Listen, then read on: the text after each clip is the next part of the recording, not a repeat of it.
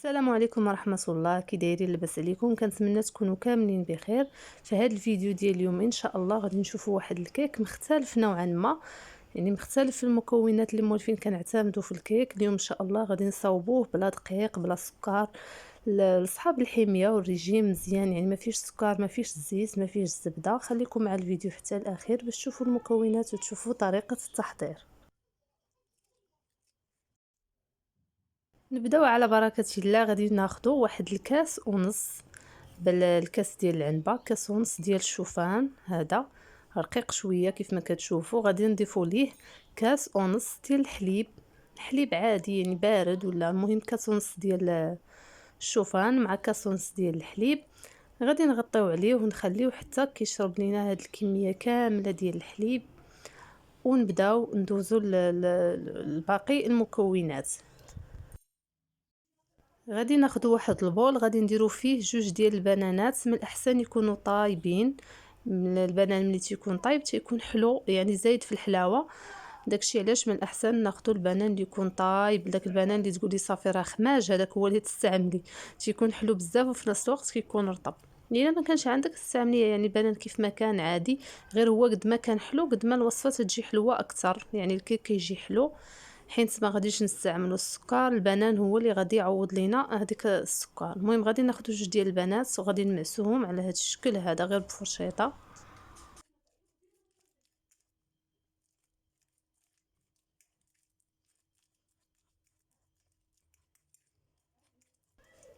من بعد ما طحنت هذوك جوج ديال البنانات مزيان غير بالفرشيطه، غادي نضيف لهم دابا جوج ديال الحبات ديال البيض، وغادي نضيف واحد شويه الملحه، غير قبيصه شويه بين صباعي ديال الملحه. ونسمو الحلوه ديالنا بواحد الكيس ديال الفاني. صافي ونخلطوا هاد المكونات هادو مزيان غير بالضراب اليدوي. من بعد غادي نضيف لهم 3 ديال المعالق كبار ديال الكاكاو، كاكاو المر. ها هما عندي هنايا 3 ديال المعالق. صافي غادي نخلط ثاني مره اخرى.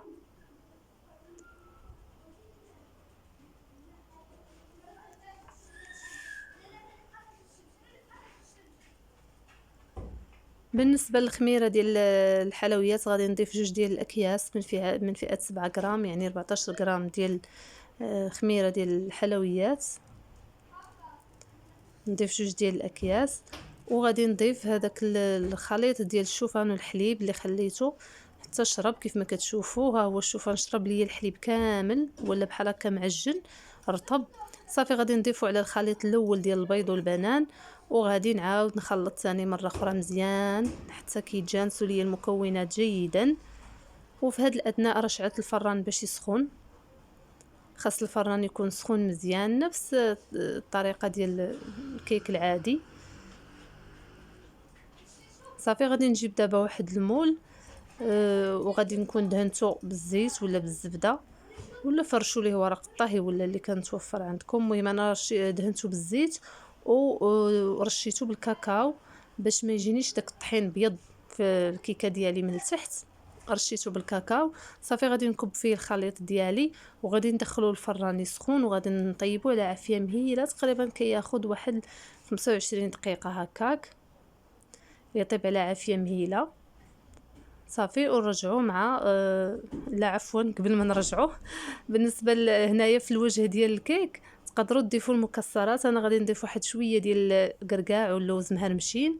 تقدروا تضيفوا اي نوع من المكسرات كان متوفر عندكم، رشوهم على الوجه ديال الكيك ديالنا عاد باش كندخلوه الفران مسخن من قبل ونطيبوه على عافيه مهيله حتى كيتنفخ ونتاكدوا بانه طاب.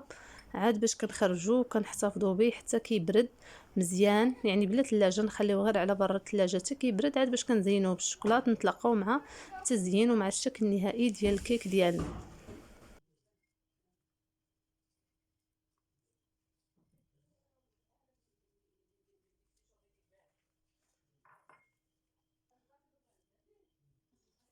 هذا هو الشكل النهائي ديال الكيك من بعد ما طاب. خليته حتى برد تماما، عاد باش كنزينو بشويه ديال الشوكولاط مذوب مع شويه ديال الحليب، وكندير فيه خطيطات هكا غير باش يعني ما طليتش الوجه ديالها كامل، غير باش يبقاو باينين ليا دوك الطريفات ديال الكركاع. الا بغيتو تعمروها شوكولاط من الفوق عمروها، ومن الاحسن ديروا شي نوعيه ديال الشوكولاط اللي تكون مزيانه، ما يكونش عامر سكر، بما انه الكيك ديالنا ما فيهش السكر، ويعني حلو حلاوه طبيعيه غير بالبنان. نحاولوا ما امكن حتى الشوكولاط هو نديروا شي شوكولاط اللي تكون فيه نسبه الكاكاو عاليه وما يكونش فيه السكر بزاف. صافي نديروا الكيك ديالنا في الثلاجه حتى كيبرد ونقطعوه بالصحه والراحه. كيجي معلك، عرفتو كيجيو بحال البراوني تماما، معلك من الداخل وبنين، والحلاوه في القياس، ماشي حلو بزاف وماشي مسوس. وداك البنان كيعطي واحد التعليكه من الداخل خطيره، يعني كنتمنى تجربوا هذا الكيك، راه كيجي زوين بزاف، زوين يعني يتكالف طاير، يعني ما كاينش تخرشيش. معلك من الداخل صراحه، وكيجي من الداخل بحال فازق بداك البنان اللي فيه، كيجي بحال فازق من الداخل، يعني معلك وزوين وبنين بزاف وحلو في القياس. كنتمنى تجربوا الوصفه، ما تبخلوش عليا باللايكات ديالكم، التعاليق. نخليكم على خير، نتلاقاو في شي فيديو اخر ان شاء الله، والسلام عليكم ورحمه الله تعالى وبركاته.